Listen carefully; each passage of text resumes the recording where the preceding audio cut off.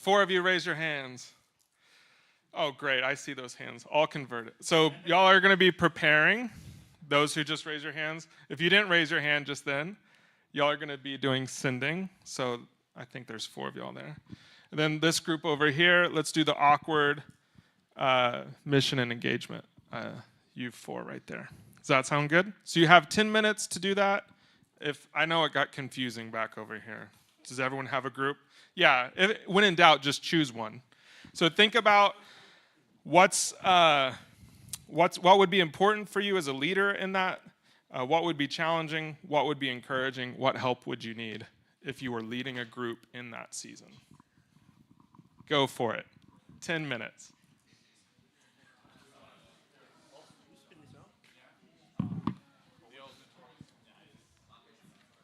Oh, thanks, John. Oh, that looks so good. I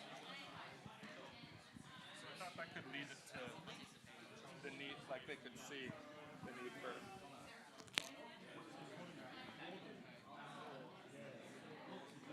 We're doing well. I mean, again, this is the money because we use this a lot now. Oh, cool. It's really cool you've done different words and, just keep changing it up. Yeah. And breaking for an exercise then without talking about what to do in those things. Yeah, it's great. Yeah. I think this, when we used to, people found it very hard to understand what we were doing and try to different ways to define it. It's not a small group, it's not a Right. which was great. But it's when you start doing this that people go, oh, okay, now I'm understanding what the hell this is. Yeah. Like, Yeah, you don't have to have like a missiology degree to, yeah. So you go, oh, okay. This is the inner workings. This just gives me a feeling for the life of what we're doing. My Flora Bella group, we're sort of there. Yeah. Still, even though we're now big. Yeah. And Yeah. That is always so helpful to do this with leaders and be like, where do you think your group is right now? Is really helpful.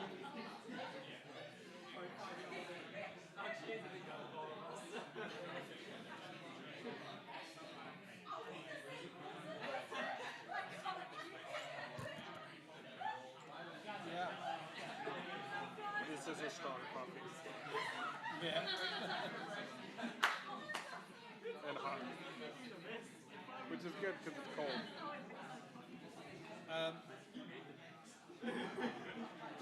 So then I'm thinking that we'll hear people's answers, but then we can say something like, that kind of shows that we need a different mode of leadership. And then share those 3, which are normally people understand quickly. Yeah. And then talk about how they apply. Yeah.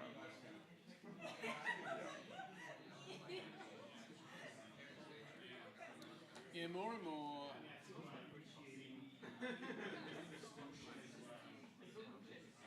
I think it's the dynamic of how you lead that's the point.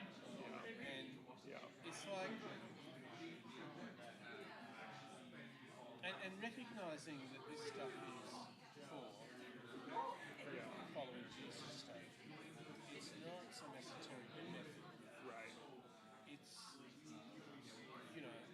and so therefore the Spirit's involved, therefore it's bubbling up, Yeah. therefore it's that when you gather, Yeah. God's causing the growth, and you've got a role as leader. Yeah.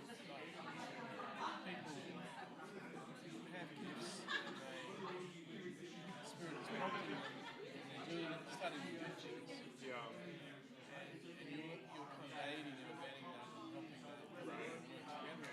Yeah. But you're not doing all the heavy lifting. Right. But if you try and force the group into something you think, from missional thinking, Right. they should be doing, Right.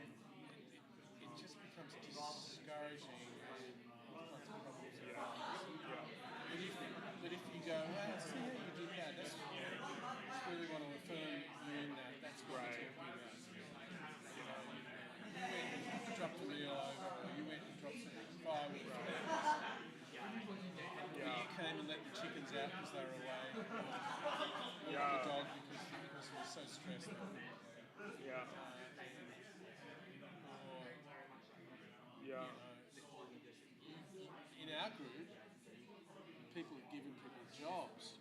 And I think, well, that was never in the manual. You know. Right. But if you go, wow, that's you've been community. You're Right. looking after each other Yeah. in a way that Really obviously cool. the spirit of God was at work. Yeah. And work is a great. Well, now I've got to this, but work is a great place to help each other because, especially if you've got a lot of creatives, if you're into videography or if you're into photography, printing, whatever, musician, it's networking and it's like, come and do this for me. Totally. You know, so it starts to be Yeah. a world and you start to meet people around that. Yeah. I'm talking No, that's I wonder. don't want You're almost convincing me to add another mode. Just explicit, encouraging.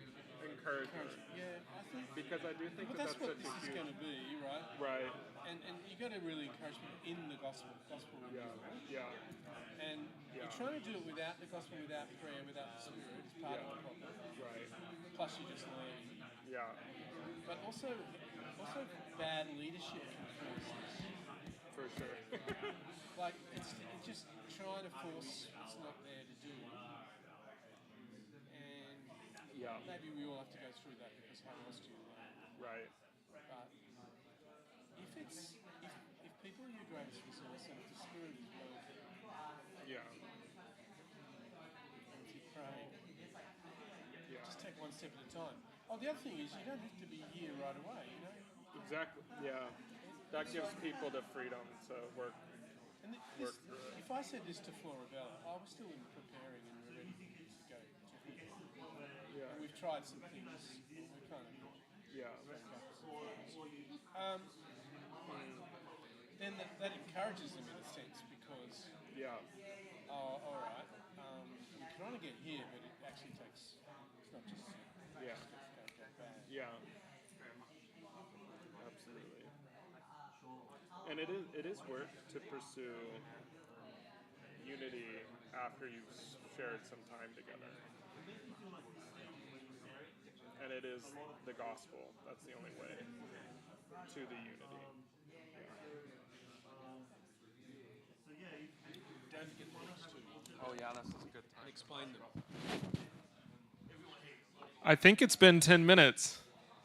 That's my clocking. You're still awkward.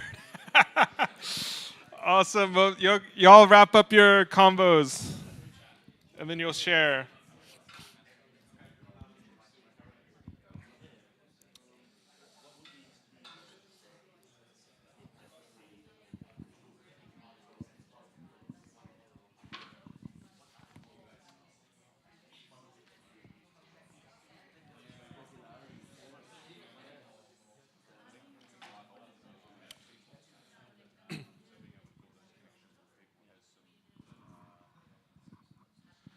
All right. Now I just want to hear from. We'll go through the different phases of the life cycle, and so if that was your phase, you can share a couple of the insights that you had or a couple of the ideas. Before we do that, I don't want to forget we have a few really great resources that Soma Blue Mountains put together. One is this blue one, or blue? Okay. I'm a failed art major, and I was feeling a little like past trauma. The blue one is all about leaders. Some of y'all have asked questions even during tea around what's required for leader, how do you develop them, those sorts of things. This goes through how we develop leaders and what's essential, what are even their qualifications, all of that kind of stuff. It's really good. And then how do you even go through these life cycles or get started in this phase, I think, is mostly what this book covers. Gospel Community Foundations. So it goes through the foundational things that a community needs to know: gospel, identity, living life together, and mission. And they're also filled with tons of resources that will point you to other resources. It's a black hole of additional help. So there's quite a few up here, so come and get them. Yeah, David will mail you some. Yeah, right? Or we'll send a bunch back with steps too. From the retreat, yeah. Awesome. So preparing, who is preparing? What are some of the important things as a leader in that step? What do you think by preparing people?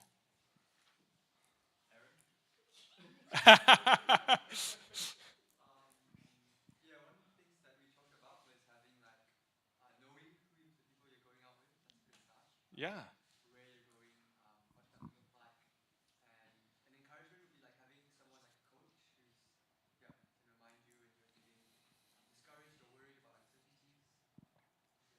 That's awesome.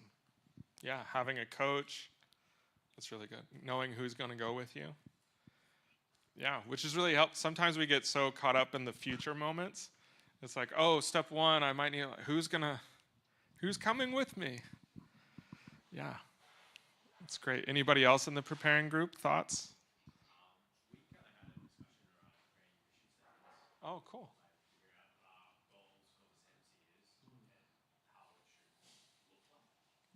Yeah. Yeah, so in that phase, you should be thinking through what is our actual vision, mission statement? Like, where are we headed? What do we want it to look like? That's really great.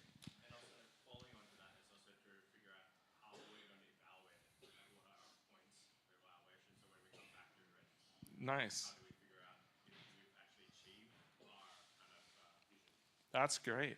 So you're going to start with the sense of, oh, how will we know if we're on the right track, or if it's, which is great. Yeah, that's cool. That's great. Anybody else in the preparing? I think touching on what Aaron said in regards to knowing who you're going to reach out to, I think it also very much changes the dynamics of how you run a missional community, because um, how a student-based missional community will be run and led will be so different from how you would see working adults, or even like people who are much further along the stages of life, with the level of comfort, with the level of security in where life is with them.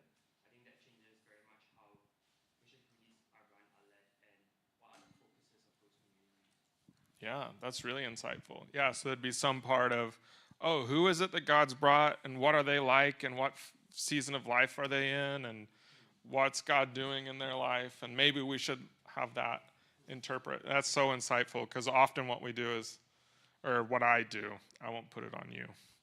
What I do is I want it to be like this, whether I have those people or not.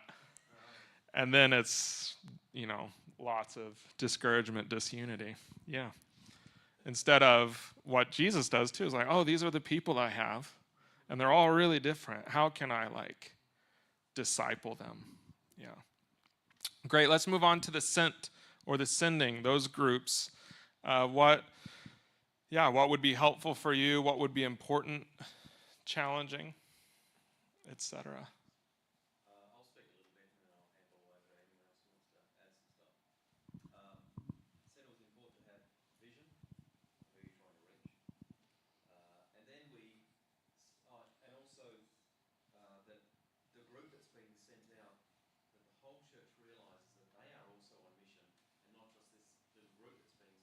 Mm.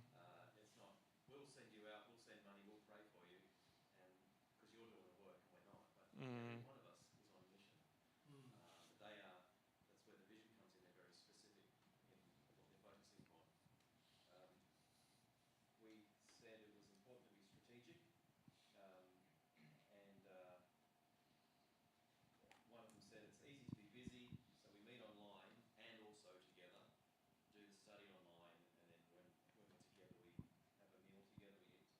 Hmm.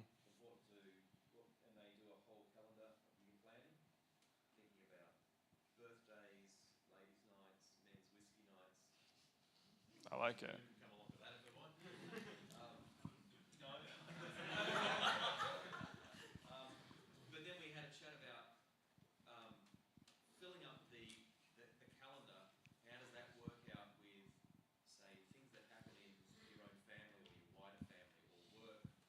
Yeah. School life, or if you're involved in a community activity separately as a person. So we just had a roundabout discussion on that. That's cool. Yeah. That's great. Anybody else in the sending group? Was there multiple groups or? We talked about Yeah. maybe the importance of like a commissioning or some sort of gathering where it's official. It both helps the sending group to have some closure, like, okay, we're going to be different now. Yeah. And the sending group to be sort of feel like, okay, we've got their prayers and we're officially going out now. And then we also talked about the commitment sort of side of thing, like during the preparing, I think you would have worked out all who you're reaching and when the timelines and things. And now at this stage, are you perhaps maybe even signing something to say, this is our plan and I'm putting my name to it that I'm committing to? Yeah. Yeah, that high level of commitment. Like, yeah, we're gonna, which definitely helps. It's like, oh, I'm committed. That's why some of our definition is committed to the process, because we know that there's going to be discouragement moments in the process, but are you committed to it? That's really good. And also, I like both of y'all mentioned some sort of official commissioning or moment that's like public or known. And I think that's so good. Even I really love weddings, because like even as a pastor, I really love weddings. Not because I get to dress up and there's like 2 people there, but because a lot of people in my church come to the weddings in our church who are married, and they get to see and be reminded of, oh, right, I do love my wife. I do love my husband. Like, yeah. And it's like, oh, yeah, we're displaying a beautiful thing about who Jesus is and who the church is. This is so great.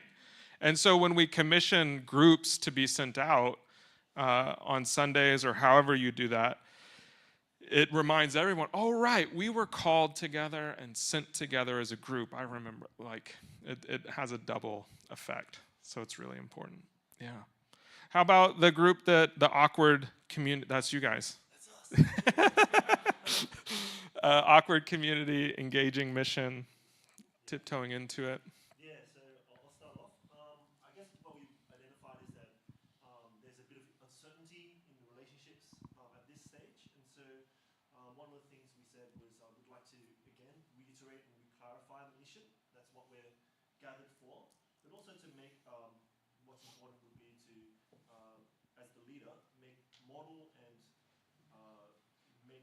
initiate the building of community, the building of relationships and intimacy. One of the things we shared as well is sometimes your group might not realize it's the awkward season. So tell them it's the awkward season, right? Then there's less pressure to say we're not there yet, but we're working towards it. So those are the few things that we said would be quite important to us in terms. Yeah, there's tons of freedom in knowing, like, oh yeah, we're not supposed to be best friends right now. Oh, this is this is great. We're not Acts 2 yet. Yeah, we're just, we're still trying to remember your name and where you're from, and yeah, it's good. Yeah. Anything else from the awkward community moments, engaging in mission in the early days? Is it that first part of the question, the first of the 4? Or what's challenging, or what would be all of it? You can answer any of it. Yeah. Wow, that's really opens up the opportunities. Well, one thing that I say would be challenging is when you're still in the awkward stage, you need to come to your meeting with energy every time because it's still new and you still have to be like really on the ball. Whereas once you're in deep community, like you can turn up totally frazzled from a tough day. Like you're in a pretty safe community who know who you are, and so you can really drop the ball and it'll be fine. I like that.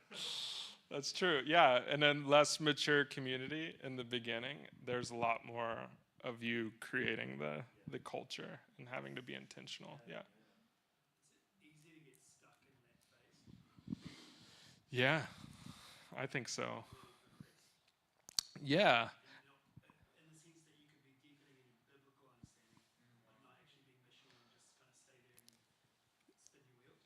Yeah, my hot take would be this is a description of most Bible studies the Christian world knows. Yeah, because you don't really know what's going on in other people's. Nobody's talking about needs that they have. Bonhoeffer talks about, how can there be a Christian community where there are no needs? But that's how we find Christian community. I was like, I don't have any needs. I'm good. Oh, we're the one group of 12 people who have no problems in the entire world. No sins, yeah. Because it is awkward and shallow. That's another way to describe it, is shallow. And you do have to work hard to press through. Yeah. Usually through modeling and like creating opportunities for it to be. Yeah. Cool. Just for the sake of time, discouragement, disunity groups.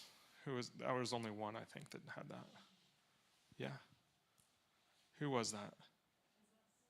Oh, great. So what would be important as a leader? What would be challenging? What would be encouraging? We were saying that, one, it would be important to have leaders who understand that is a natural part of the cycle, that it's not like out of the ordinary, we're not failing, but Yeah. that's going to happen if you have people being honest with each other. Yeah. And also that if we've been like sort of going for a while, maybe it'd be wise to step back and refresh. So, missional community is meant to be looking outward, but sometimes you were saying like Jesus, he withdraws with his disciples, and they go away for a while and they spend time together. So something like that, like just refreshing within the group and reminding ourselves of what we did in the preparing stage as well.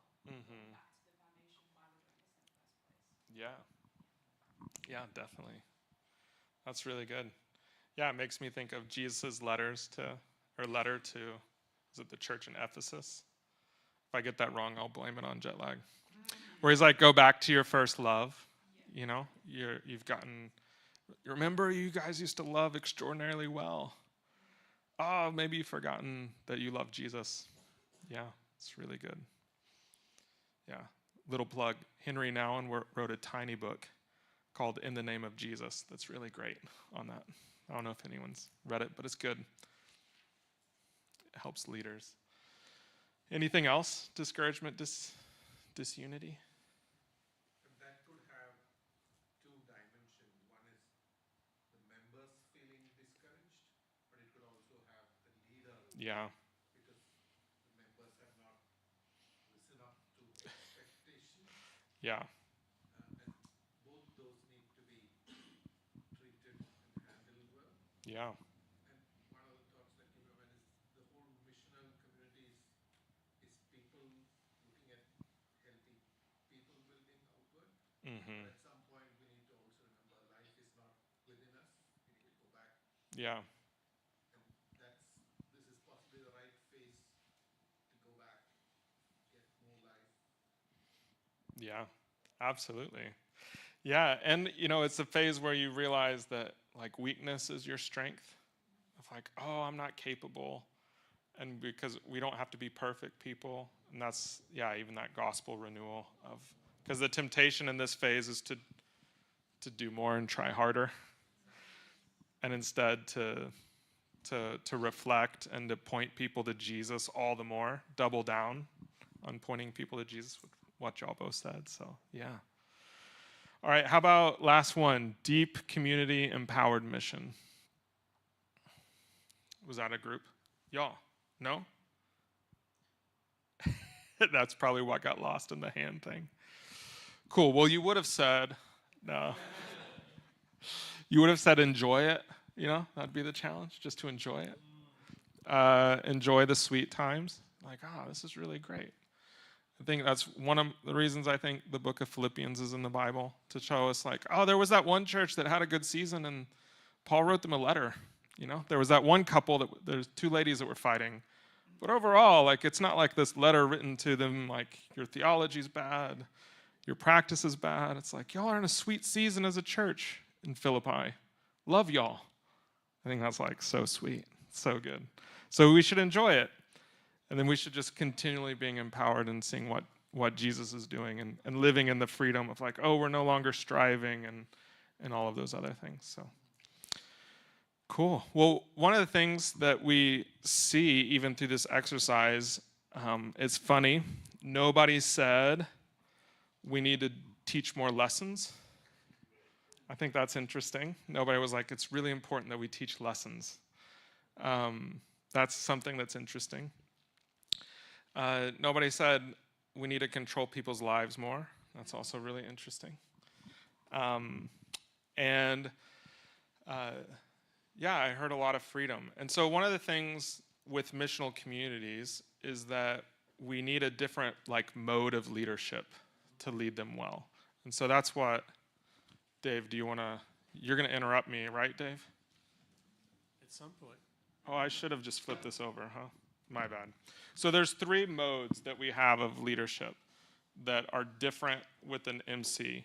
And by mode, I just mean like a different posture towards leading. So I think sometimes we think a leader needs to be the expert in the room, or the leader needs to be a teacher. So we have a pretty heavy teacher leadership model.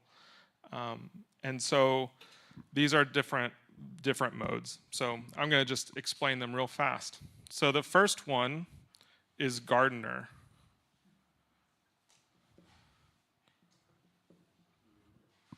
So a gardener, I love gardening. Anybody else like gardening? Nice. You put stuff in the ground, it grows. Gardening requires you to prepare soil, put stuff in the soil, water it, make sure it's in the right environment. My kids will always bring home these little crafts from church, or when they were younger, preschool, much younger, they would bring these crafts and then take their little plant and stick it in their closet. And it doesn't grow there. Side note, that's my one big problem with the movie WALL-E. If you've watched it, you'll know. Anyway, a gardener has to, cultivate an environment where growth can happen. And they also have to be careful of pulling out weeds and things that will destroy the thing and the bounty. I garden every year. I love gardening. There are some years, though, that I do not pay attention to it, and it's not fruitful. There's one year where I didn't pay attention to my tomato plant, and it was incredibly fruitful. I think the only lesson, gardening is the most spiritual thing that I do. My lesson from that is that God still gives fruit, even when we're not paying attention. But overall, there's a big general principle of, my role in the garden is to each day go out and care for it and cultivate it. And it's not, one of the things I love about this metaphor is every time a squash plant or a tomato or carrots or garlic or anything like that grows and is fruitful, I marvel at the mystery of it, because I didn't really actually cause it to grow. Like, the science of it is incredible. How each of those plants work and the DNA that's implanted in them to reproduce, I didn't do that. All I did was create an environment where it's possible for it to grow, and did my little part, like moving dirt. And so a big part of being a leader in a missional community is to have that posture of a gardener, of like, how can I cultivate this community? How can I create an environment? And you can see how that then overlaps with all of those different phases. How am I going to be a gardener in the sending phase? How am I going to be a gardener in the awkward phase, like y'all were talking about? That's hard. I might have to do some real intentional stuff to get people deeper. I might have to do some intentional stuff just to get people to do the invite their friend to the barbecue kind of thing. The gardener, kind of cultivates an environment. The next one is catalyst. Is anybody here a physicist or a chemist? Oh, good. It's so much easier. I did this in Iowa in America, where there's everybody's a farmer, and they're like, your illustration's not very good. Anyway, catalyst. A catalyst is a component that's added to a reaction, and it speeds up the reaction and makes it more intense. That's what a catalyst is. in a chemical reaction, when you combine two chemicals. And the reason I like that as a metaphor or a mode for a leader in a missional community is like one of our jobs is to spark some movement with the people. One of the main ways that we just describe people to do that is, hey, you get together and you're like, so Jesus says we're supposed to love our neighbors. Are we loving our neighbors? That's a catalytic question. Dave and I were just talking about how encouragement, maybe you want to share, do you want to share about the encouragement part of how that's catalytic? I just put you on the spot big time. But I think this is a huge catalytic process. What you do with encouragement. Cool. Very cool. Yeah.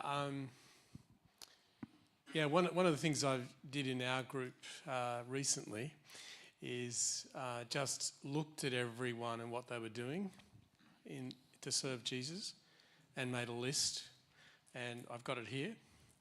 How everyone was turning up for DNA and committed to it, and if they needed to change the time, they were all working together to change the time.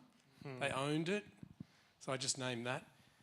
Genevieve employed 3 or 4 people in her business out of our group. Moni and Jeremy helped Genevieve with her twins get to the gathering and looking after the twins at the gathering. A lot of people served by making meals for our gospel community. Min and Jenny were hanging out with Charmian, a young mother who also has twins, and we didn't know her, and she didn't have any friends in our region, but they pursued her and spent time, just hours with her and the twins.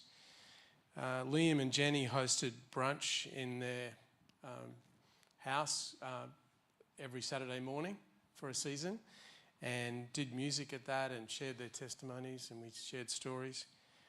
Liam and Jenny have just joined. And Michael and Earl was serving at the gathering. Earl was dog walking for people in the group, letting the chickens out of one of the people's houses, leading some of the studies. Min was saying things on the group chat, like she was actually telling people what's happening and we could do this and we could do that. She was owning the whole thing. Does this make sense? Glenda was giving meals to people, so she cooked all these meals for different people in the group and around the place, and dropping off firewood at different houses and leading studies, and also dropping off flowers for people. And Dan was organising photo walks where we go and take photographs on a bushwalk, and doing PA at the gathering. And Dan is also filming Toby as we do a rhythm series for our church. Anyway, I just listed all the things that people were actually doing in the group, even though it's a fairly new group. And it's just fantastic because they all go, oh, okay, now we're getting it. We're all serving, we're all involved, we're all using our gifts. We feel encouraged. We're still in the prepare stage, really, of the group. Yeah. But it's one way I'm preparing them. I'm helping them notice. Yeah. So I'm being a catalyst just by noticing what they're doing, what the Spirit's doing in their life. And I guess I'm viewing them as my greatest resource, or our greatest resource. Yeah. They as people, and the work of the Spirit in their lives, and what's bubbling up within them. Yeah. How are they serving? How are they already participating? Mentioning that and honouring that and celebrating that just seems a good way to be a catalyst. Yeah. And so then other people started sharing on the DNA chat, and other people started serving in various ways and doing meals and so on and so forth. Yeah. Yeah. That's so good. Yeah. Yeah, you can stay standing I can up. stay standing. Yeah. So that's catalyst. I mean, there's lots of different. In a second, we'll do another breakout where you're like, how could I do these different modes of leadership? What could that look like within my gifting? And then there's also the last one is example. And so example of somebody who is following Jesus in repentance and faith, in pursuit of the Lord, in prayer, an example of somebody who is humble who's work in progress, all of those things. This is one of the main ways that the awkward barrier gets broken and the disunity season gets broken, is when a leader says, and I've had to do this many, many times, sit there and say, you know what, I've really led out of this and this and this, but the gospel says this. And that actually is a transformative moment for the entire group in a way that's different than you people just aren't doing enough, right? That's a little bit different. But also, so that's an example in the way that I talk and those things. Also, it's just I guess it's just a fact that groups are normally not more missional than their leaders. It's just kind of this basic, I don't know, fact. And so we have this thing that I think is, at first I thought it was lame, but now I'm starting to think it's really powerful. We sit around as leaders and we say, do we have non-Christian friends? Because we're all adults, professionals. We don't have, we're not in college or university. We don't have all these opportunities. Do we have friends who don't believe, who aren't in the church? And so just because to be an example, it's like, oh, we should be doing that. But often I've seen even leaders be examples by saying, like couples saying, actually, we're going to marriage counseling because we just need like a checkup and it's hard having kids. Or leaders being examples by saying, hey, I need help. Usually helps the community get into that deeper community moment where they're like, oh, it's okay to need help. I guess I could need help. The leader needs help. So how have you seen the example mode, Dave? Absolutely. If we don't live it ourselves, it's just not going to happen. Yeah. And that's it. I love it. I think that's, yeah. And I think, I guess the important bit is it doesn't mean perfect.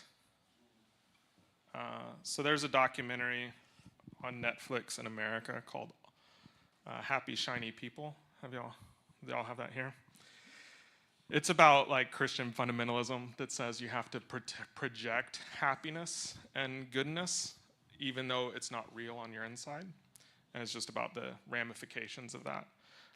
Secular documentary that's saying this is what the church is like. So there's a lot that's not great about it, but that's really helpful. And I think that some of us tend to, as leaders, want to portray perfection instead of being an example of somebody who is growing up in the faith and pursuing. And you even see that with the Apostle Paul, his letters, he's like, I'm one of the best apostles. I am one of the apostles. This is his maturity journey, if you line them up chronologically. I'm a sinner too. I'm a bondservant to Jesus. I'm the chief of sinners. Like that is his example leadership journey as he goes from I'm really great, y'all should listen to me, to I'm a sinner in need of grace, and that's how I'm going to appeal to you now as someone who needs grace just like you do. And so anyway, those are the three modes of leading. Yeah? Is that any questions on that? No, we knocked it out of the park. Slash it's lunchtime. They're scared of the breakout. Awesome. Do leaders intentionally choose to be one of these kinds of leaders depending on their circumstance, or is this descriptive of what typically happens rather than something to pick from? Yeah, that's a great question. If y'all didn't hear, is this something you pick? Like you pick one of these? This is my leadership style, or is it a description of what happens? So we have, there's other leadership types, but these are kind of the modes, the posture or the mindset, so you can choose whichever word helped you, of what a leader does in a community, whether they're a shepherding leader, whether they're a missional leader, whether they're like really helping the group in formation, even administration. These are kind of the modes of a leader. You can be like, oh, am I doing a good job? Or they're metaphors to help us understand that. These are modes that are appropriate for leading church, because the church is a living entity. It's the body of Christ. The Spirit is at work.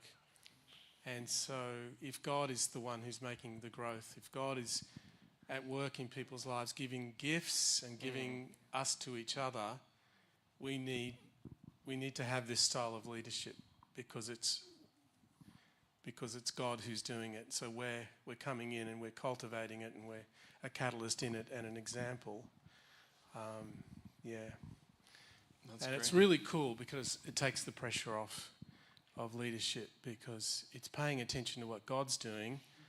What are the gifts in the group? What's really happening? What's bubbling up in people's passions and ideas, and working with that and helping that knit together is just exciting. It's not we're imposing something on people. This is something God is doing in our lives together. He's at work. Yeah. And if that's the case, it's very exciting and it's not so hard. And it emerges over time. If you're cultivating the garden, we don't know what that garden's going to look like. It's just going to grow and develop as we provide fertilizer or whatever, water and so on. And it's going to be very exciting to see how all of that emerges, not according to what we thought it was going to be, but just seeing what God is going to do. So this is sort of a humble style of leadership that acknowledges the work of God in our midst, which I think a lot of people don't get. If you don't get this, it's going to be hard. Yeah. If you get this, it's going to be a joy, because you'll see God at work, and you'll realise all these people are given to us. They're precious. They're amazing. God brought us together. Yeah. What's God doing here? Yeah. You know, and just so many times I've tried to impose what I thought should happen on the group, and then that's going to be pretty ugly. But if I pay attention, so you ought to go through the whole group and say, who are each of these people? Visit them at work. You know, for example, if you can, find out, you know, what their history was. We tell stories in Soma a lot. We want to hear each other's stories. We want to know these people and what God has laid on their heart, what God's doing in their life, what their story is, what they're bringing to the table. And so we want to see that then come together and go forward, rather than us feeling we have to instigate it all and make it all happen. Totally. Yeah, that's a great question. I just want a bit more clarity on what a catalyst would look like an example. Yeah. So a catalyst. I'm trying to remember the tagline for it right now. I think it's what am I inciting? Like what am I getting going? So a catalyst gets something moving. And so you can do that in a lot of different ways, but it's not doing the work. It's like helping the group like transform quicker or something like that. So one example we do a lot is, hey, you know, Jesus says we're to love one another. How are we doing in loving one another? And then that gets the group to process, how are we loving one another? How could we love one another more? And what you've done is you've just used your leadership to be, to catalyze a change in the group. Yeah. I think just talking to people and going around, hey, what do you want to do? What's your idea? Oh, they've got that idea too. Why don't you guys talk to each other and start to brainstorm? And then I'm talking to someone else and they've got other ideas, or I see something in them and I say, why don't you have a go at leading the study? Or why don't you have a go at hosting the group, or whatever it is? I'm suggesting things, I'm noticing things, I'm bringing people together to do things, and then I'm forming some sort of a time when everyone can work things out together, and I'm leading that in a way where we're listening to one another. So that's a catalyst. You are the piece in it that's getting it all happening. Yeah, that's good. That was better than what I said. Yeah. So, I'm totally new to missional communities. This is my first time I'm hearing this framework.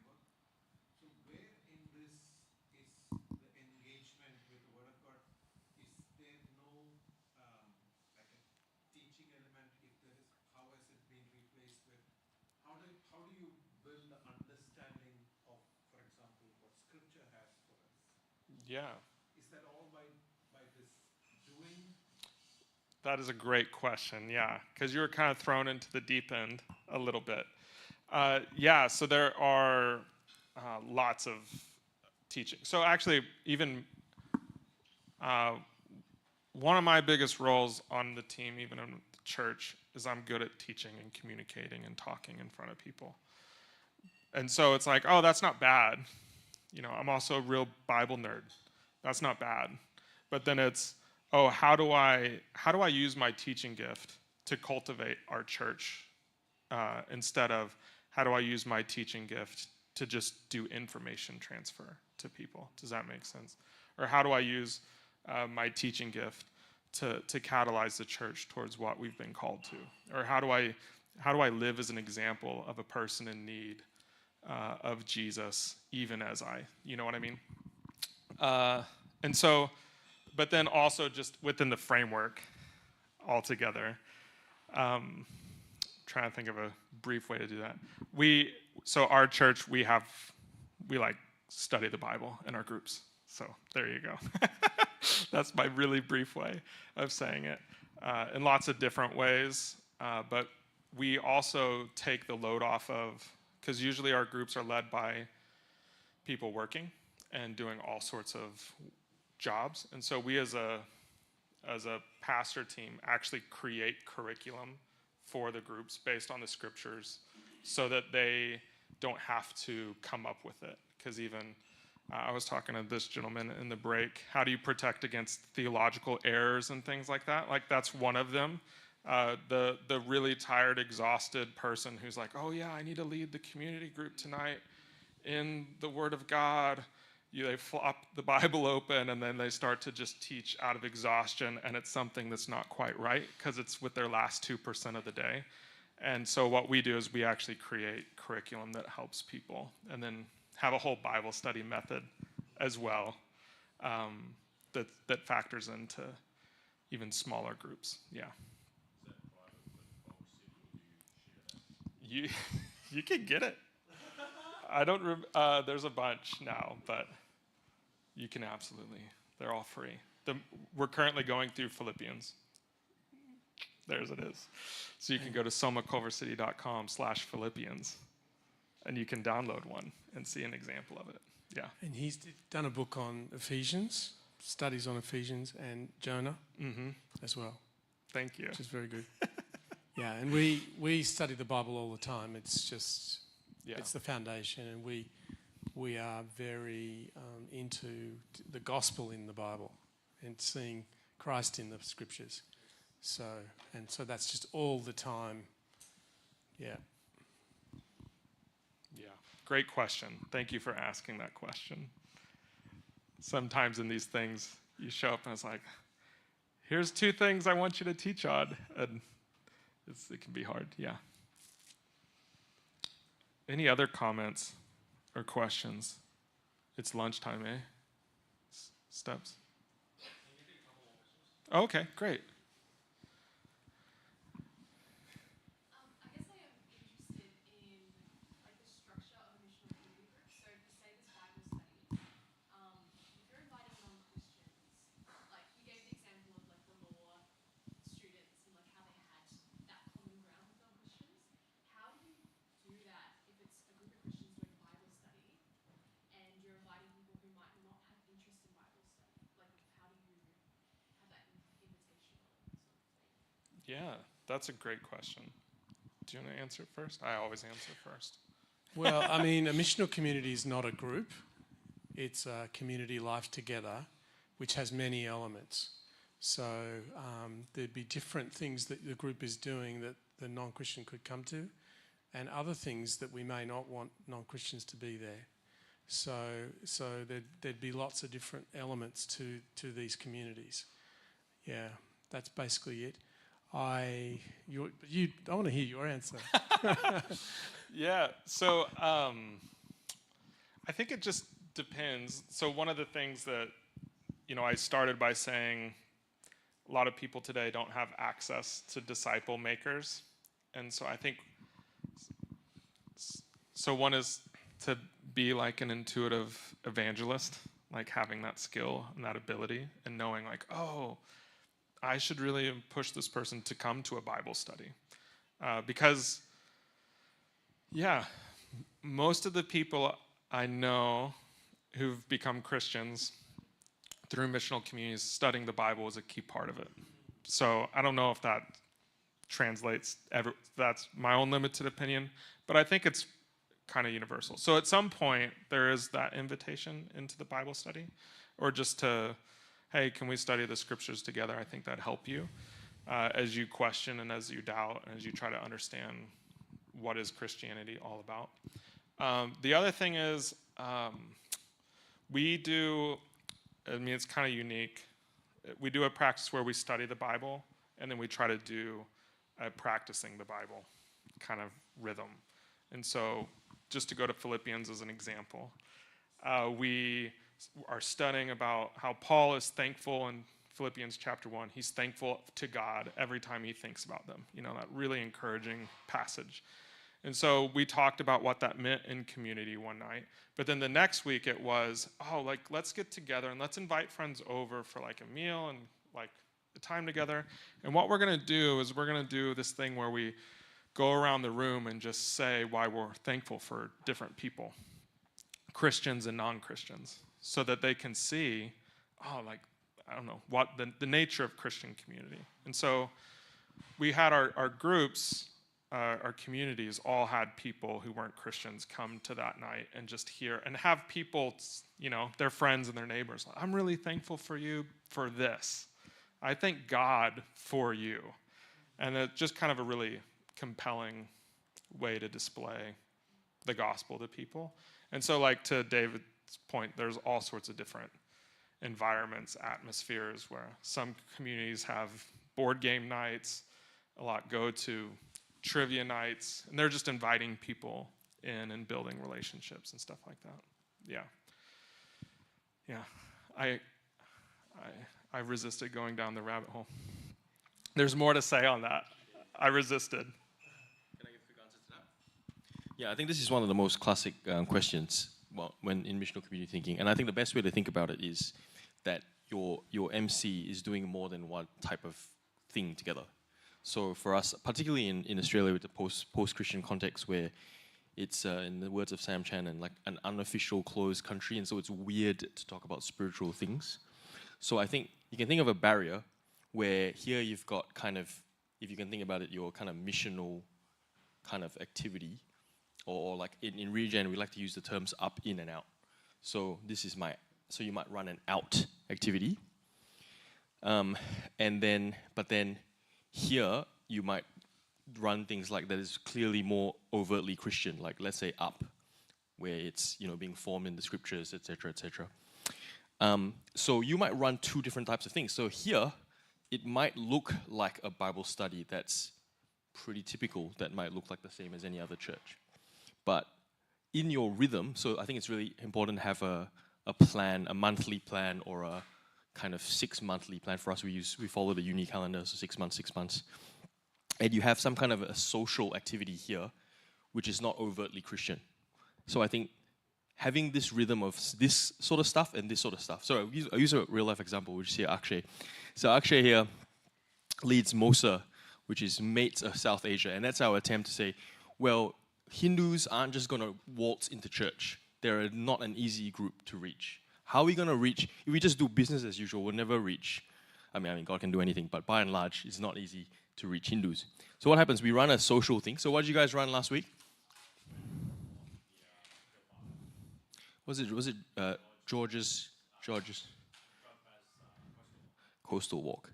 So they organize basically a walk, a hike sort of thing, right? And then you invite some non-Christians along. So there's some Christians, some non-Christians, some helpful to have some Indian Christians and some Indian Hindus going for just doing a fun thing together. Now, the hope is that as the relational bonds are built, there's enough trust and interest so that when the invite comes to say, hey, what do you guys do? Because they know you're a Christian group, right? So what else do you guys do? Why do you do the things that you do? And like, oh, actually, we follow Jesus. And would you like to find out more about Jesus or the gospel? And if they're open, then they cross the barrier, so to speak, to this thing where they come to a Bible study. where you're actually learning about Jesus. So the idea is to build, so if you think that regularly you're running this kind of thing and this kind of thing, you have got a context where non-Christians can be invited to regularly, so you're doing life with people far from Jesus, and hopefully, once they reach a certain level of relational capital, etc., you cross the barrier to that side. That helps. Cool. All right, maybe just one last question.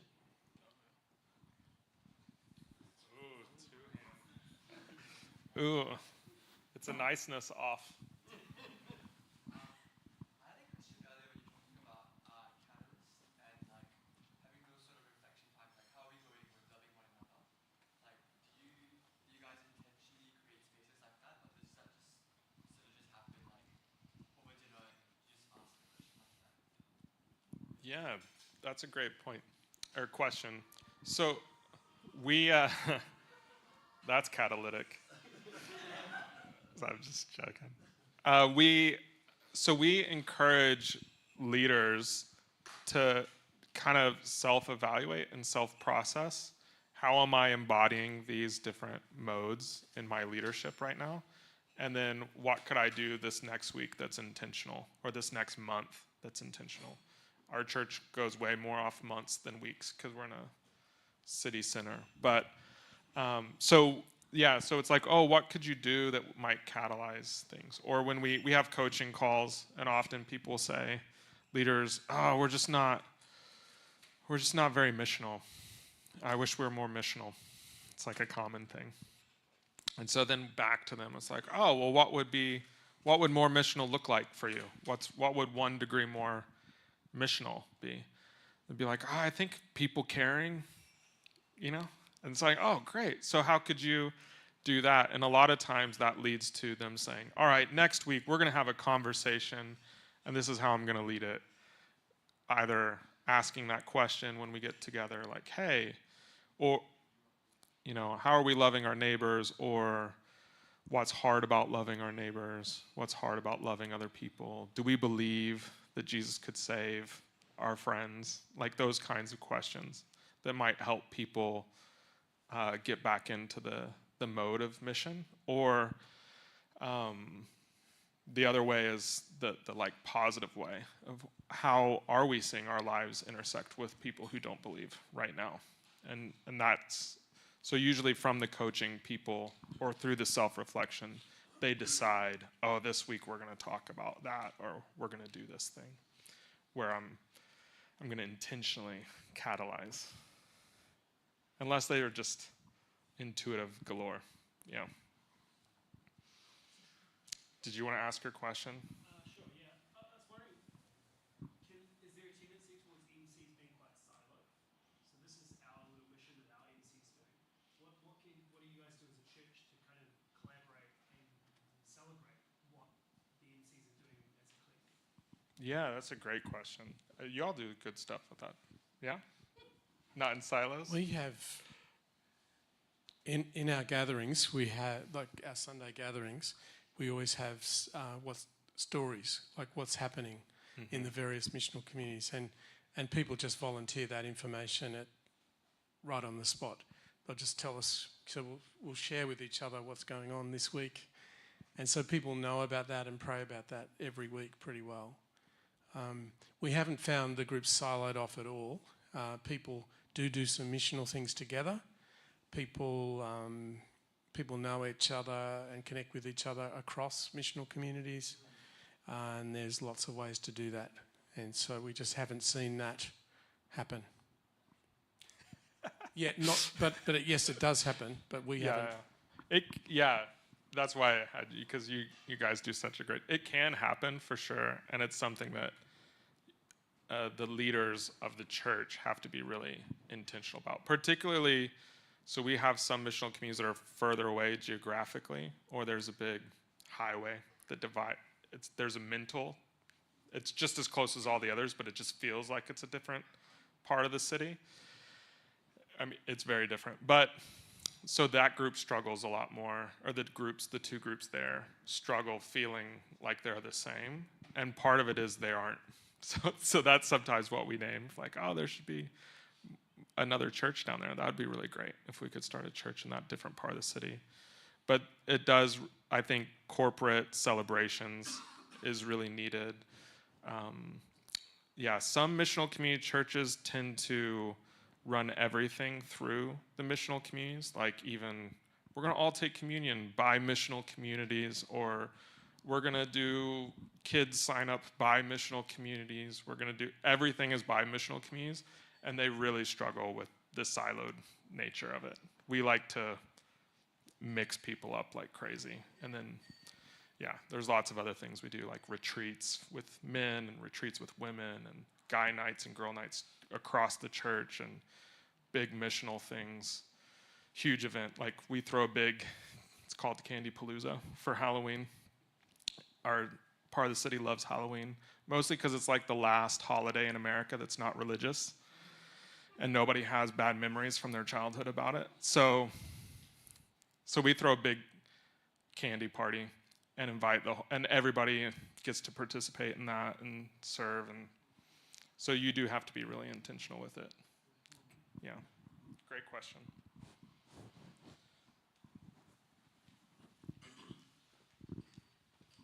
Cool, thanks so much for that, Brad and Dave. I think we've been fed spiritually so far the last 2.5 hours, and now it's time to be fed physically as well. But before we do that, I want to introduce us to another guest that we have, which is Chris. How do I pronounce your last name? Sinosio? Sinosol. Gotcha. Chris Sinosol, and he's come from... roll whack. So Chris has come from Victoria, but not our Victoria. He's come from Victoria in Canada. So to hang out with us. So Chris, you want to just come in, just say grace for us and thank the Lord. Oh, you come use the mic. Come lead us. Yeah, thanks for having me. It's a pleasure and honor to be here. Let's pray. Lord Jesus, we thank you for your goodness and your grace and your mercy. We thank you for the hope that we have in you. We thank you that because of what you've done for us, we are family, regardless of continent or country or background or ethnicity. You're knitting us together as one. And so as we enjoy this meal together, may this be just a demonstration of your goodness and your faithfulness to us. We pray in your name. Amen. So, as far as I know, not that many people have dietary requirements. We have veggie options, but so basically, how we're going to do things is there's some food that's here right behind us on that trestle table, but we do have what we call the hangout space. So if you go, as you can see Jason waving at the back, if you make your way through